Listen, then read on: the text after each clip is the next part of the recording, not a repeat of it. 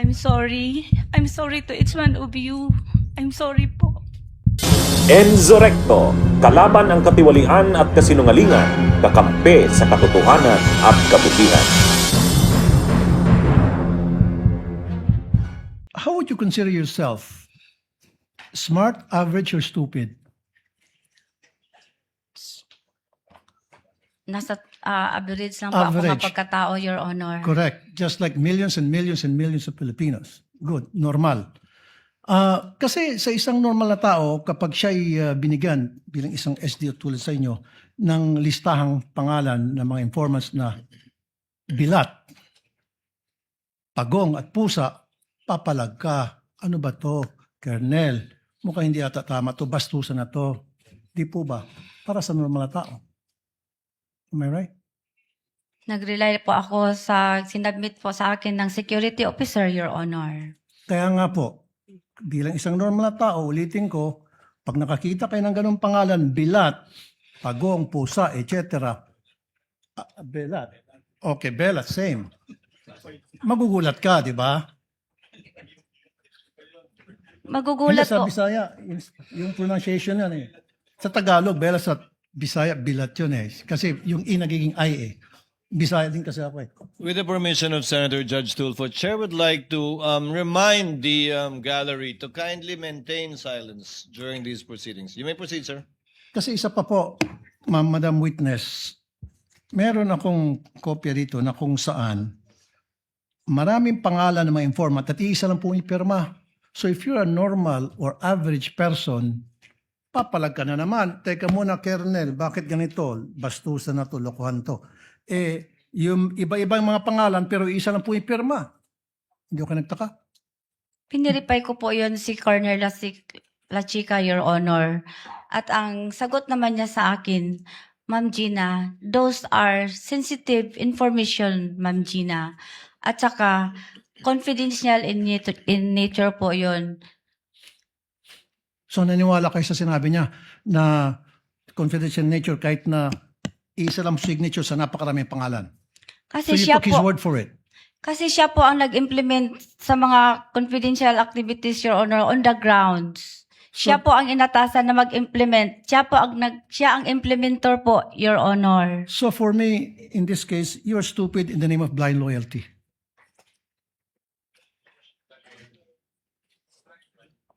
Ano po yun? Naging stupido kayo sa ngalan ng isang tinatawag na blind loyalty. Nakapikit kung ano yung sinasabi sa iyo ng nakakataas, sinusunod mo na lang. Stupido ka pa rin, pero in the name of blind loyalty. Would you agree? Dili ko maintindihan, Your Honor. I'm sorry. Okay, nung kayo po ay SDO sa Davao, nung mayor si BP Sara noon, hindi kayo nagkaroon ng disallowance, right? Never? Wala po, Your Honor. So ano pinagkaiba na sa Davao at ngayon sa OVP? Bakit nagkaroon kayo ng disallowance ngayon dito sa OVP and DepEd versus nung nasa Davao kayo, wala kayong disallowance? Anong pinagkaiba?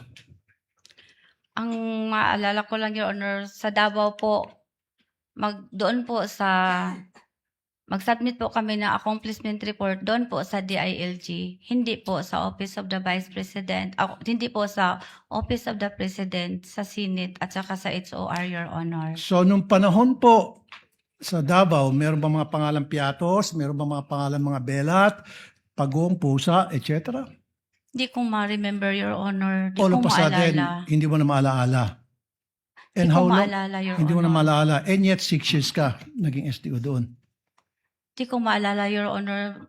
Matagal na po yun, Your Honor. At saka, may edad na rin po ako, Your Honor. Ayaw lagi pag tinunto, ma'am. Pati kami ba na tinunto mo dire. Mo Maraming magin na ako tinuod, Your Honor. Okay.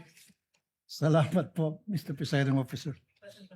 Thank you, Senator Judge Tulfo. The Senate President is recognized for his interjections. You have 2 minutes, sir. Thank you very much, Mr. Presiding Officer. Ms. Acosta, narinig ko kanina yung mga sagot ho ninyo.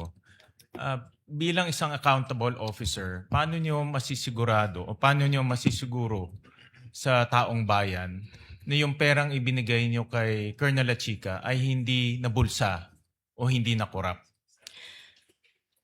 Isa po ang problem, Your Honor, is we were able to liquidate. Nakagawa po kami ng liquidation, Your Honor, at naisubmit po yun sa COA, Your Honor. Pero kanina narinig ko rin wala kayong personal knowledge at hindi nyo rin nakita yung pagbibigay ng pera.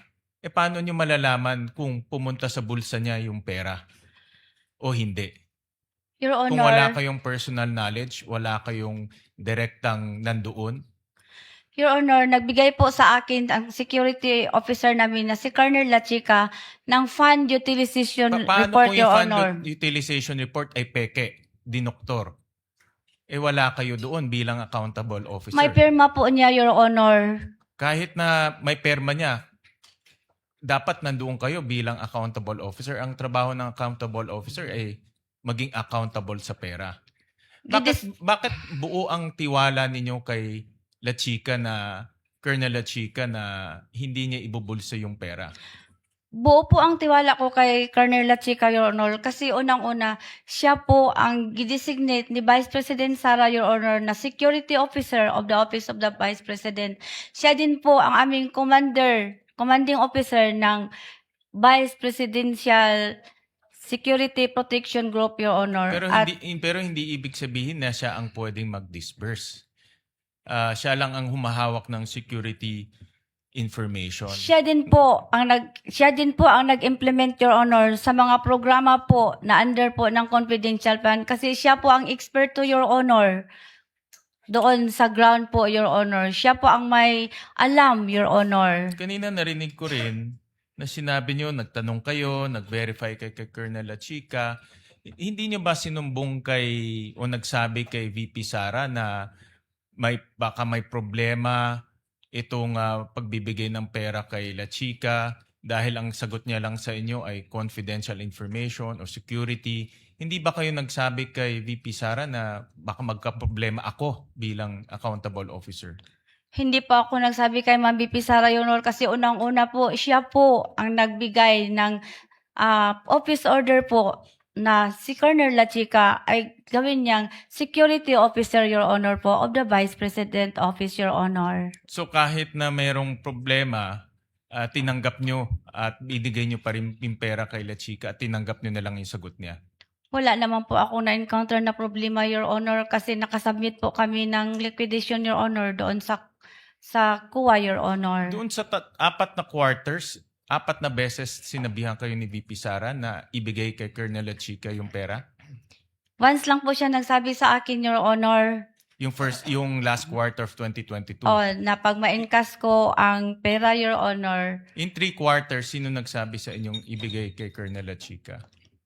Once lang po nagsabi sa akin si Vice President Sara, Your Honor, na pag ma-encash ko ang cheque po sa confidential fund, Your Honor, i-release ko po kay Colonel Lachica na siya po ang bigyan ni Ma'am Sara Duterte na security officer, Your Honor, sa Sino nagsabi office sa inyo? para siya po ang mag-implement ng various confidential activities, Your Honor. So isang doon sa beses lang ground. sinabi para sa 4 na quarters. Tama? Opo, Your Honor. Sino nag-utos sa inyo na i-encash yung 500 million? Hindi po yun buo 500 million, nga. Your Honor. Every quarter. Sino nag-utos sa inyo yung 4th quarter of 2022 na i-encash yung 125? Kasi tumawag po sa akin ang aming cash division, Your Honor, na Ma'am Gina, handa na po ang cheque. At pwede na rin po kayo mag-i-encash po sa bangko. So siya ang nag-utos. Sino yun? Anong pangalan niya? Hindi po siya nag-utos, Your Honor. Nag-inform lang sa akin, Your Honor. So sino nag-utos sa'yo mag-encash ng 125? Na pumunta ka sa land bank, encash mo 125. Kasi paano po ako makabigay kay Colonel Lachica, Your Honor, kung hindi ko Hindi po nga, i-encash Hindi, ang... in-inform kayo may cash, pero sino nag-utos sa inyo i-encash? Iba naman yung may cash, iba yung i-encash, di ba? Ano po? Sino ang nag-utos sa inyo na pumunta sa land bank, i-encash yung 125? Si BP po, Your Honor, para makabigay ko po, mai-release ko po ang pera na yon kay security officer, Your Honor. So si VP Sara nag-instruct sa inyo na pumunta sa land bank, i-encash yung 125? Ang sabi po niya sa akin, Your Honor, pag ma-encash ko ang pera, Your Honor, i-release ko po sa security officer, Your Honor, na Siya rin ba nag-utos sa inyo pumunta sa land bank?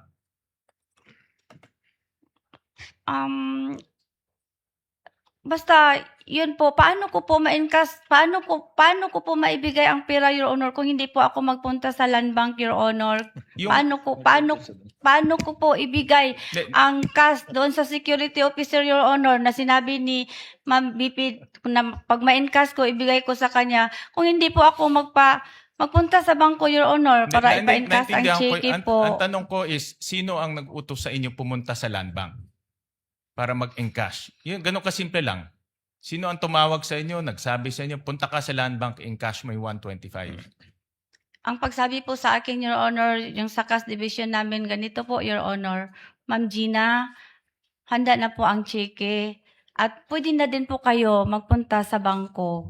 Na i-encash. Opo, Your Honor. Yung sa other quarters, sa first quarter, second quarter, third quarter, sino nag-utos sa inyo mag-encash?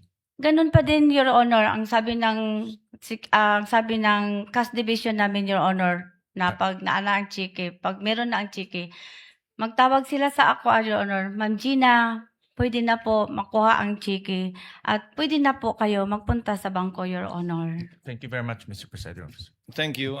Anika, ha? Ikaw, pag si SP, Tinatapos ko lang naman. hindi, kanina ko pa nakikita yung kamay niya sa ibabaw, papindot na, biglang ayaw eh. You had 132 areas nationwide. Yung activities within 11 days and even over the holidays. So, kanino nyo dinelegate itong 132 areas na nag-distribute kayo? Kung hindi ka pwede mag-delegate ng power, ikaw lang mag-isa. Your Honor, maitinalaga po ang Vice Presidente na Security Officer, Your Honor, na siya po ang mag-i-implement, siya po ang mag-conduct ng confidential, siya po ang mag-implement sa mga confidential operations, Your Honor, on the ground. Kasi siya po ang eksperto, Your Honor. So, kaya niya yon, expertise niya, 132 areas in 11 days. Siya lang mag-isa, si Colonel La Chica. Hindi ko yan masabi, Your Honor. Kasi ang alam ko lang, si Colonel La Chica po, ay siya po ang itinalaga na security officer, Your Honor, ng Office of the Vice President. Ay siya po ang aming commanding chief, Your Honor, for the BPSPG, Your Honor. Ay, ayoko na marinig yung template, Mr. President. Thank you. Magandang hapon po. Maraming salamat, Presiding Judge. At maikli lang yung mga tanong ko. Huwag kayong mag-alala. So, mula nung kinuha ninyo yung pera sa bangko at tinurn over kay Colonel La Chica, may pagkakataon ba na hinawakan yung pera ni VP Sara? Wala, ma'am. At masasabi mo ba kung nakita man lang kahit isang sentimo nung pera ni VP? Wala, ma'am. Pwede mo bang sabihin o alam kung kinuha, inangkin, inagaw ni VP kahit isang sentimo nitong confidential funds na to? Hindi ko nakita, ma'am. Ay, ganun pala eh. Pero ang alam ko, kanina sinabi mo, yung liquidation and supporting documents, ito ang responsibilidad ninyo na iprepara yung mga dokumento para sa COA at sa mga opisyal. Tama po ba? Yung mga documents, di ba yun ang trabaho mo bilang SDO? Kasali po yun, ma'am. Nung naghahanda ka nitong mga papeles na to, katabi mo ba si VP? Para tignan yung mga daan-daan, libu-libong mga dokumento tungkol sa confidential funds. Nandun ba siya? Wala po siya, ma'am. Nagbibase lang po ako, ma'am, kung paano yun gagawin po doon sa GC, ma'am. Tinitignan ba niya yung bawat isa ng mga acknowledgement receipt, yung iba't iba pang papel for personal authentication? Tinitignan ba niya yan? Basta, ma'am, yung mga acknowledgement receipt, ma'am, galing po yun kay security officer, ma'am, at binigay po niya sa akin, ma'am. At siya bang nagbigay sa iyo? Inabot ba niya yung mga resibong yan? na tinatanong ngayon ng prosecution? Inabot po sa akin, ma'am, na naka-envelope po ng brown envelope ni security officer, ma'am, na si Colonel La Chica, ma'am. Si Colonel La Chica at hindi si VP Sara ang nagbigay sa inyo ng mga papeles. Siya ba ang kumuha ng mga signature ng mga nakapirma sa resibo? Si Colonel La Chica po ang security officer, ma'am, at siya po ang nag-implement, ma'am, ng mga various confidential activities po, ma'am, on the ground. May nakita ba kayo na may kaduda-duda, alanganin, kakaiba sa mga dokumento? Sabi ninyo, wala naman suspicious, irregular, or questionable, di ba? Kanina. Tama po ba yun? Doon sa mga dokumento, wala ka naman nakita na findings na may suspicious, irregular, or questionable, di ba? May ano po lang yun, ma'am, yung mga walang name, walang pirma, walang date. At biniverify ko po yun kay security officer po, ma'am, na si Colonel La Chica. So binuno ninyo to at tinama. Yung ba? At masasabi ba ninyo na alam ni VP Sara na may depekto? Alam ba niya na may kakulangan, may pagkamali sa mga supporting documents o hindi? Wala akong alam, ma'am. Last question na lang po, kumusta yung asawa ninyo na binisita ninyo? Alam ko, undergoing treatment sa Davao. Hindi po maganda, ma'am. I'm sorry. I'm sorry also, pinagdadasal Pakaila ko, namin ma'am. siya. I'm sorry. Thank you Sorry po. po. That will be all, presiding judge.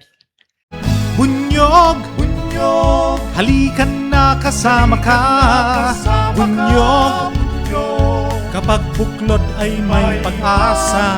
Luzon, Visayas, Mindanao, isa ang pananaw. Sa bagong Pilipinas ang bunyog isisigaw. Bunyog.